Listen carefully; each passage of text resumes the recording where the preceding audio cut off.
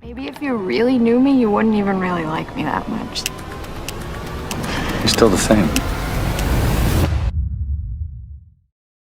You want to make a deal? Sure. Okay, here's the deal. Stay here for a couple of days, and if you really hate it, I will come get you. Promise? I promise. I can't remember the last time I felt free. To be honest, the idea of freedom scares me. As I live and breathe, if it isn't Jane. Jane, can't even believe you're here. God, that's a beautiful name. My name's just Jane. Jane, This is she. I have something new for you. Something you love. What version of yourself do you want to be? I feel like I just think about everybody else all the time. I don't even know. Maybe if you really knew me, you wouldn't even really like me that much, so. You're still the same. Wait a second. Who are you? I'm Jane. Who are you? Ah! Oh my God, that actually felt kind of good. Jane, we want to know you. Open your mouth. Scream! Yes! Are you ready For what? to wash yourself of yourself?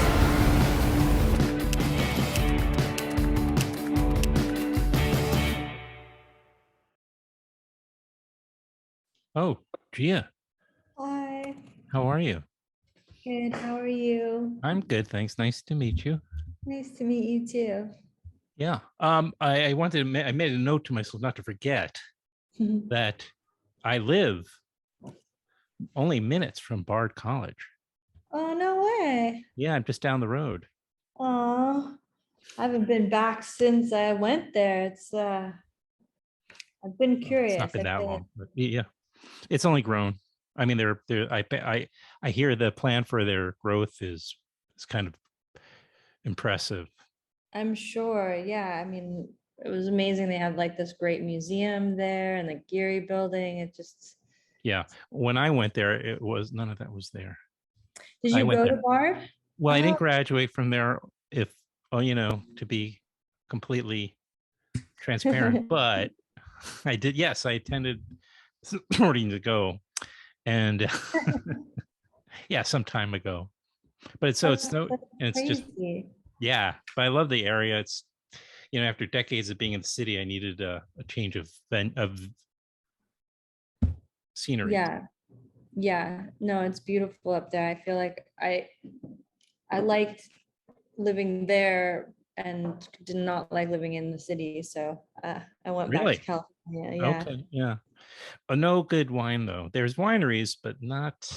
Oh yeah. It's not I California. wouldn't think the snow climate is helpful. Well, if you can get a halfway decent, some microclimate wines that you can get, you probably know a thing or two, right? Yeah, that's interesting. So yeah, what am I thinking? What's the I don't mean to get off topic anyway, but there are a couple of things you can get up here, but most everything is from, and I'm not super choosy, but it's undrinkable by my Oh, God. minimal standards, So anyway, That's not good. and then Jason, your cousin, right? Yeah. I just was on a crew or whatever crew of a movie called There, which he's in. And we had a premiere at Tribeca Film Festival last week or 2 weeks ago. And Oh, so I got to, he wasn't there, but we shot a little bit of it up here. That's how I got involved in the film. oh, that's so cool. Yeah. Best. He's really fun. Yeah. Well, and he's been on my podcast and for earlier films, and and anyway, I just wanted to let you know about that. Just so cool. Small but I was world. excited by the idea of getting you on. I saw Palo Alto when it came out, and I haven't seen Meantime. Mainstream. Mainstream, excuse me. Mainstream, thank you. and I have to rectify that situation. What a great cast. Yeah. And I was so glad for the opportunity when Lee, the publicist for the 7 Phases of Jane, at least for currently, when he brought the 7 Phases of Jane to my attention, because I think it's such an exceptional and innovative film.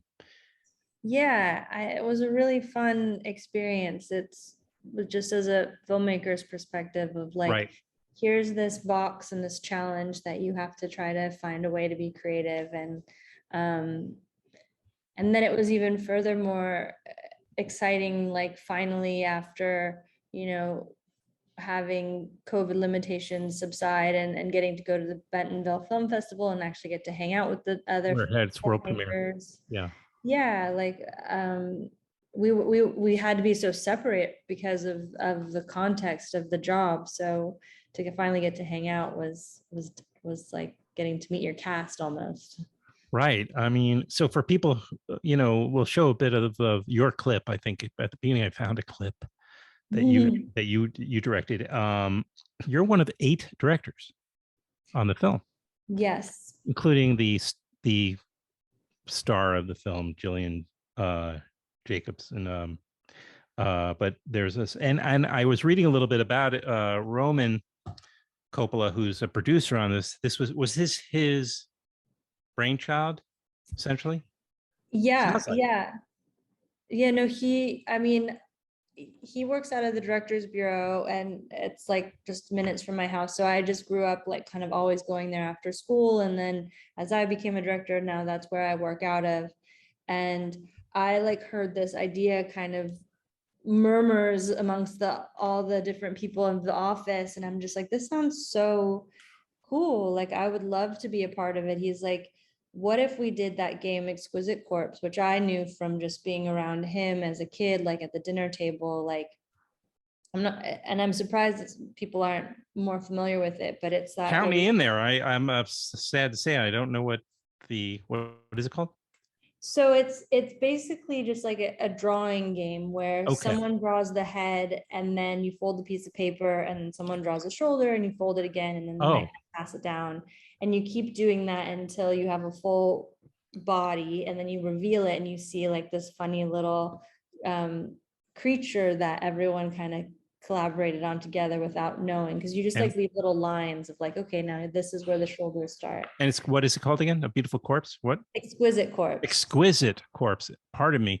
So this film is essentially an exquisite corpse, is what you're saying. Yes. And so in order, like, it's one thing to like have those parameters on a piece of paper, but to like construct it as a film was like a whole other art form. And just how do you produce this? And are you saying it was more complicated than just a piece of paper?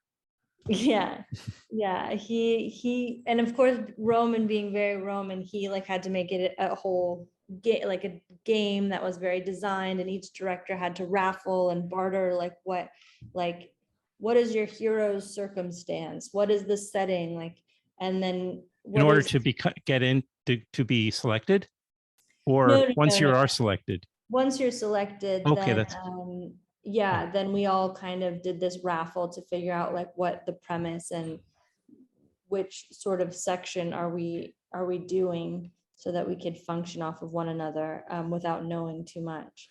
Oh, I right. That makes a lot of sense. But I also like the way he was very deliberate in his selection of filmmakers that he invited into the project, so that there would be a real diverse sensibility, not only in terms of people's own life experiences, ages, and backgrounds, but that their approach and that their storytelling techniques would be so different.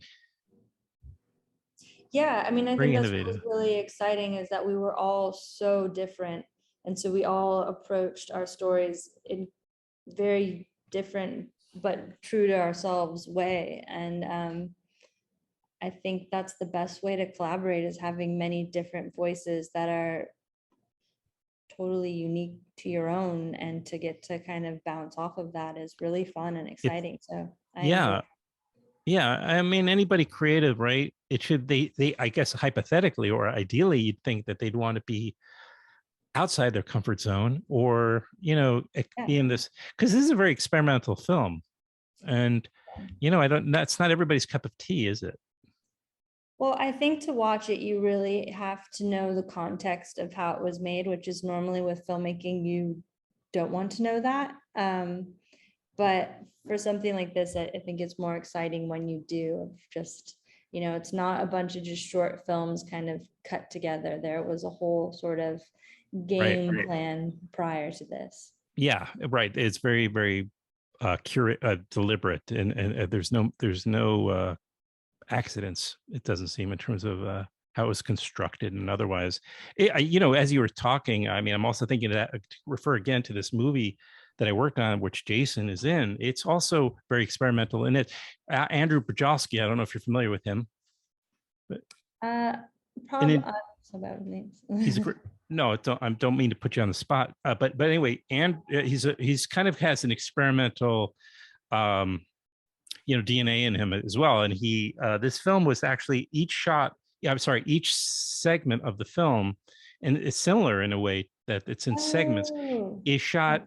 It's like a two-hander. So each has two people like you and me we'd be supposedly in the same room. But if you didn't know, we're not. We're in two completely different sets, thousands of miles apart. But you're working across let's say the table from an actor who's a substitute actor, right? Yeah. And I'm doing the same with a different actor. And then it's edited together to look like we're in the same place. So if I hand you a coffee cup, you would reach and take it. Cool. It would seem. So this is the whole movie. It was called There, playing off the. Cool. Yeah. And it's but it's playing with, distance and certain themes as well. This film is about Gillian Jacobs plays a young mother, right? Dropping her. It starts off. In fact, she's the director of this first segment, which is maybe the most straightforward in some ways, where she's dropping her child off at summer camp. And then kind of the rest of the film follows her on this road trip. Yeah. That's so interesting about Jason's film. I remember him talking about it, and he's a fan of that director, and that's so cool. I can't wait to see it. Yeah, he's worked with him before. Maybe he hasn't worked with him before, but I know he's admired his work for a long time. But yeah, I mean, also Gillian, like I'm sorry, I said Gillian. I think she probably pronounces it both ways, but I think she and the producers were, and like the production designer and the DP were all the only constant through line for everyone's segment. So she knew, because she had to act in it, like how to and really hold the character arcs, because she was the only one that knew everyone else's story. But it's so hard to explain because it's such a puzzle. But you're doing a great job. So Roman had this idea of like, let's do a hero's journey, but it has the sort of, what would work is if it kind of was the structure of like After Hours. Like it's a one sort of, I mean, now it's kind of gone through time, but if a young mother drops her kid at camp and then she has a reason to come full circle to pick up her child, like what happens in between, like all these crazy things could happen. And so people can run wild, and, we'll lay out a few little like stepping stones for people to make sure that they land. So it feels like there's some form of a through line, but other than that, like the world's their oyster, and so to speak. I can mention a couple of the other directors. And then if I leave anybody out, of course, I'm a jerk. So, I don't want to butcher anybody's names, but besides Gillian, Boma Iluma. I just please jump in. Ryan. I'm not sure how to say his last name. Okay. Ryan Heffington, Zan Cassavetes, Julian J. Acosta, Ken Jeong, and Alex Takacs. Yeah. I just know all their first names. Yeah. So it was up, but Gillian had a very large, she had a big task because, like you say, I wonder if there were conversations between Rome and, let's say, and all the filmmakers, that you have to trust in Gillian, that she's going to have to make certain acting choices for that you may or may not understand or believe in, or rather not believe in, but would have selected yourself. But because she is the through line, she is the continuity. Yeah. Yeah, no, it took a very special actress to want to like take on this sort of task Right. that Yeah. they would, you know, really have to hold the project. And she did. Yeah. Yeah, it's like a director in another form of just like the actor has to see the whole picture. So, and how did you approach your segment in terms of we'll talk about your just experience, I guess, in figuring out what you were going to do. Yeah, I mean, I had the sort of tickets of, I hope I can still remember it, but I know I had to use a coffee shop. I had to use an old car, and I had to use, I think it was meet an unlikely stranger. And for me as a director, I'm like, oh, I really want to play with like visual effects and body doubles, or like, what if she had a twin? That would be so funny. And Right. And action, like I never get to do that sort of thing. So right, use the, go ahead, I'm sorry. Oh, no. And then my friend and producing partner that I like to work with wrote the script, and just like, okay, like this is only going to be like 5 minutes or so. So like what could be the wildest thing that happens in those first 5 minutes? And yeah, we weren't really planning on going first, but because of schedule, we ended up having to. And I was like, that's a lot of pressure. But also, I guess I already gave it away, but like, because there's this sort of twin factor, it's like, you don't know which Gillian you're left with or which Jane you're left with. So that sort of has a good point on the other stories, which was a fun way to. Oh, right. That hadn't occurred to me, but yeah, that's right. And okay, so the name of the film again is called The Seven Faces of Jane.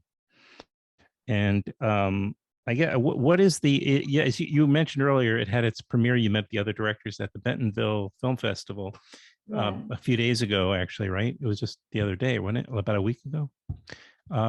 Yeah, it was a week ago. Sorry, this couldn't happen sooner then, but what is next for, what is next? Is it scheduled yet, or the distribution, is it set up yet, or? I'm not sure. Yeah, I just sort of, released the film, which is nice. I get to like make it and then move on to the next thing, at least with this project, because it's so many different people involved. It's like I'm just a fraction of I know a much larger picture. Right. Okay. Well, I'll get more details, because I was like kind of shuffling through some of my press materials, and I was just like, wait a minute, when can people see this film? Because I want people to see it. So it might be maybe I hold on to it for a little longer, and maybe get some other folks from the film on. I just appreciate any film that as a film person, I really like appreciate a film that's kind of tries to tell a story in a sort of in a thoughtful, reconstructed or deconstructed kind of way, and and in this case, I think it worked quite successfully. Sometimes not always so, because you can be very ambitious, and sometimes it doesn't work quite so well. But here, it really holds together. Oh, that's great. Yeah. No, I mean, I think those are the most exciting projects. It's like, it sort of can go either way very easily. And like, taking those risks are much more interesting than just playing it safe. There you go. Yeah. What did you find yourself moved by any of the other? I found myself, surprisingly, I wouldn't have found from a comedian and medical professional, but Ken's passage, his segment turned out to be quite moving. Yeah, no, I think it was so interesting that like here's a is an opportunity where we have no like people telling us what to do, when so often when you're directing, you're kind of put in these boxes of with expectation and having to provide a certain thing that like people have already seen of you before. And Right. I think for him as a comedian, he's probably so often expected to like perform in a certain way or provide a sense of tone all the time, that like Roman was really adamant that like this is an opportunity for us as filmmakers to like run free and be as personal and whatever we want. So That's great. it's very rare that you get those sort of producers or get these sort of opportunities. So it's cool to see when people do something totally unexpected of what you normally would have thought. Well, the name of the film is Love in, I'm sorry, The Seven Faces of Jane. Yeah. It's directed by many folks, including Gia Coppola, and it's produced by Roman Coppola and others. Yeah. And we'll keep track of the film through its journey. Yeah. Make sure people see it. And what's coming up? Do you have another? You have something in the works, right? Yeah, I'm working on a documentary about Oh. fandom for boy bands specifically, and it's really fun. Okay. Are you okay? And you've been following any boy bands? Well, it's more about the fan base because, you know, Okay. it's often labeled as, you know, frivolous or hysterical, but when you look at it, it's mostly young women and queer. And I think that's probably why it's been labeled in this sort of way, when in fact it has a huge impact on our culture and just like our internet and like politics. It goes deep, and we're just trying to rewrite the narrative that you know, it's more than just hysteria. It's actually a really beautiful catharsis, and shouldn't be just labeled as just that. I got it. And how do you find the experience of making a documentary as opposed to narrative films? How's that for you? It's been a lot of fun. I'm really enjoying it. It's just like I get to live right now, especially with what this is about, of just like a world of about people that love something really passionately. And so it's a Yeah, lot of right. joy. Right. That's true. But you know, there's little things that I'm learning. Like normally you want to shoot kind of wide when you're doing narrative, and then I'm like, oh, but with documentary you want to be really close. You want to see these people's face and what they're saying. So it's a learning curve, but it's a really fun one. Right. You have to be very deliberate when you shoot close up in a narrative film because it will be wasted. You're right. Yeah. You right. You kind of want to go in when there's an emotional moment. And you don't want to abuse that shot, right? Yeah, and also like hands are so much part of an actor's tool, but like Oh. with documentary, it's I think a little bit I'm different. normally much more expressive, but I'm trying not to put you off, you know. So is it you? Yeah. And I'll let you go in a moment, but again, I don't mean to put you on the spot, but I wonder if there were any documentary filmmakers that you maybe were inspired by or that you Yeah. particularly enjoy. Yeah, I mean, I'm a big fan of Lauren Greenfield. Like I've loved her photography since I was a teenager. But I love Lauren Greenfield. I love Nick Broomfield. I Oh thought yeah, he's done the show a number of times. oh, awesome. Yeah, he's an interesting guy. I love Very he interesting. shoots very distinct style that it's not, I will not be in the film. So I'll be doing the Nick Broomfield way. When he knocks on your door, you just don't answer. But I love his stuff. And Yeah, me too. I thought Todd Haynes' Velvet Underground one was really cool. There's so many. I love documentaries. Yeah, no, Todd also regular. He's been on a couple of times. I don't mean to keep doing that, but it's That's hard not to awesome. because we enjoy the same filmmakers. Yeah, That's it's really fun. nice. It's fun to geek out over filmmakers. Yeah, I like the filmmaker that, again, I guess it falls into what we've been talking about. You know, somebody's not afraid to step outside of their comfort zone, or what is it, or the other side of it, which is, like you said, the expectations of the industry or of your followers. It's kind of, you know, it's much easier to do what, you know, a lot of people do, which is what's expected, you know. Yeah, no, I think taking risks is a big part of you know, being an artist. being an artist for sure. Yeah, but it's not as rewarded, let's face it, right? So No, but that's the hard part, is not worrying about the reward. right, exactly. Well said. Well, it's lovely to meet you. And if you come by and want to visit Bard, let me know. We'll Yeah. have a It's been coffee. so long. A really nice to meet you. Thanks for squeezing this in. Yes, nice to meet you too. Thank you. Bye. Have a nice evening.